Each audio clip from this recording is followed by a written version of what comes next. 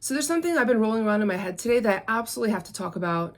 And it is like, it's not an astrological transit, although there's a lot of that going on. I love astrology, but at the heart, it's not actually, it has nothing to do with what I do for a living. My job is to help people, decondition themselves to remember who the fuck they are and also to find their higher self. And I have watched, so many people in the past 2 months go through like soul wrecking changes, like soul changing, like just like life changing changes. And it's been both like humbling and it's been like empowering. And then I also have like, I have friends and clients who are extremely stuck in life right now. And it's interesting because I see that they keep making the same mistakes over and over again, and they go back to old coping mechanisms, or they go back to, the old solution that may have worked for them like 10 or 15 years ago, but it certainly doesn't work now because they're like a more evolved human being. And to me, like when I think about it, it's the difference between healing your soul, your soul pattern, and healing your higher self, which is the bigger picture. And let me kind of break down as a psychic medium what these things are. And, in speaking about this, I understand this scope through a couple of ways. Obviously, I am book taught as a psychic medium. I do have clients who I work with regularly for the past 4 years at this point. And I also receive downloads and information from spirit guides, from loved ones and ancestors who are human. I also receive information from energies that are not human, which is more expansive and an entirely different topic. But a lot of your spirit guides are not just loved ones, and ancestors. They can be angels, which are not the type that you're thinking about either. They could be demons as well, and they're also not the type that you're thinking about. They could be interdimensional beings. They could be the fae, folk. They could be nature consciousness, primordial energies. Whatever it is that you do in the world, your spirit guides show up and support you, and they are like kind of like a conglomeration of energies. But that said, what I have been, what I understand is that we all have a soul, right? And that soul reincarnates. So I do believe in reincarnation because every single spirit that I've encountered talks about it. And I also read past lives too, and people know that. But your soul will learn lessons and learn karma, and then it will try to come back multiple times to master that karma, right? There's like a story arc that everybody has that's very unique and each to themselves. We have bodies that hopefully we're having fun with and taking good care of, and we have brains, and our brains are usually the conditioning that's like the main, like that's ground zero for me, is that, that's where we're conditioned. That's where we're taught from a child that, we are limited, or that, we can or can't do something, that we're bad or we're good, whatever it is. This up here is like the monkey brain, and this tells us usually like informs how we limit ourselves.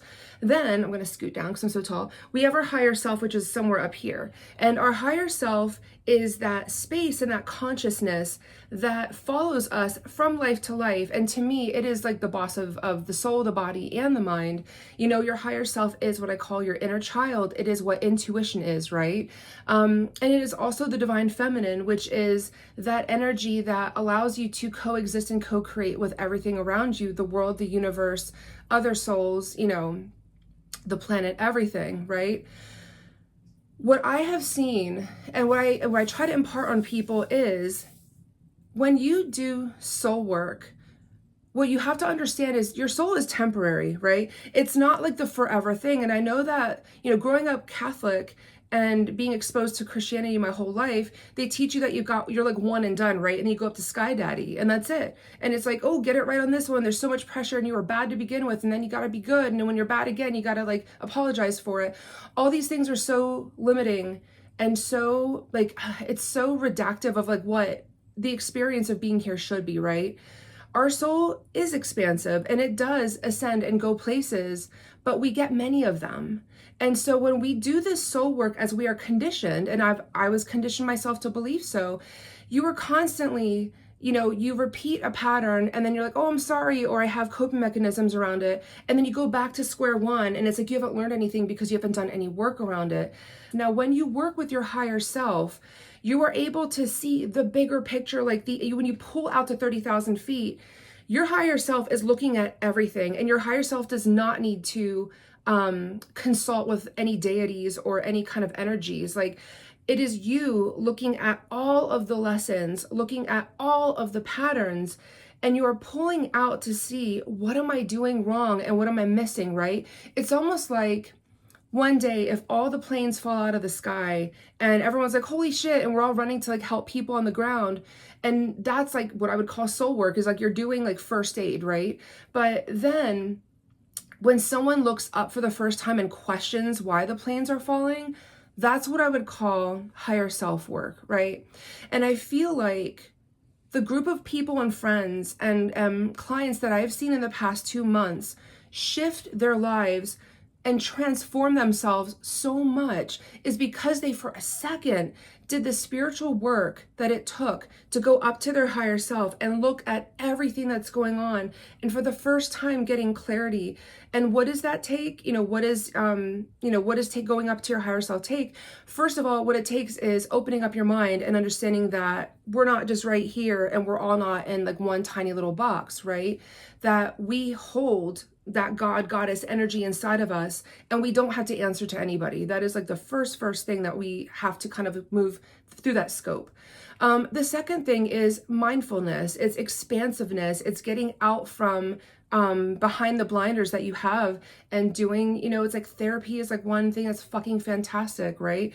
And mindfulness is another thing. Meditation, to me, it is figuring out your spirituality, which is your groundedness, which gets you grounded, whether it is finding your spirituality in nature or doing it with tarot or doing it with meditation, like, doing it with like studying the world around you and going quiet.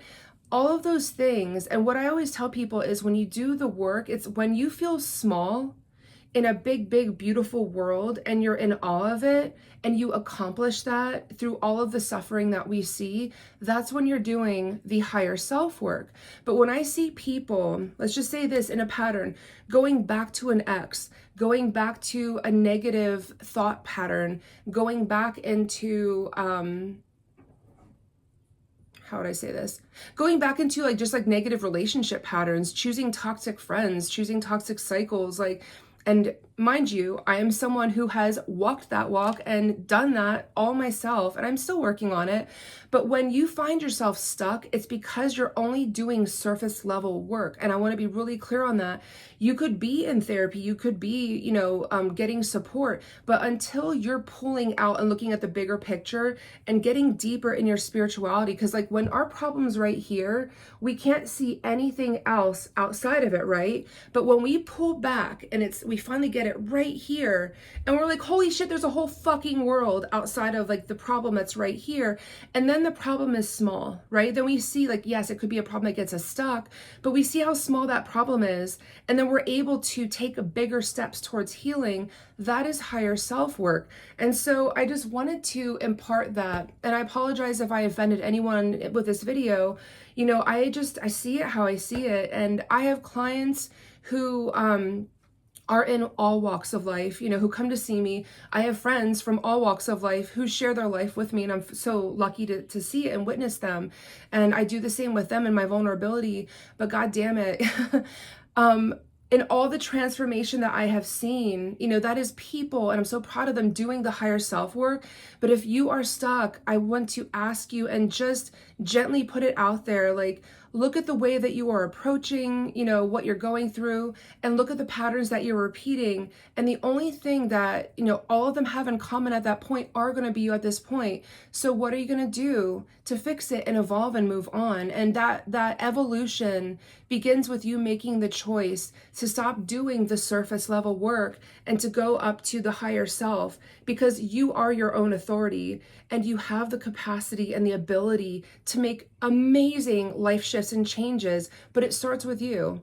So that's the shit that's been rolling around in my mind all morning. I haven't even eaten lunch because I've just been thinking about it, but it's like, I get so frustrated, for people, not at people, when I see them stuck. And I've been there, myself. I have gone through it in my 20s, and I went through it again when I hit 41. And, it's like I've walked that walk and I know how to get to the other side.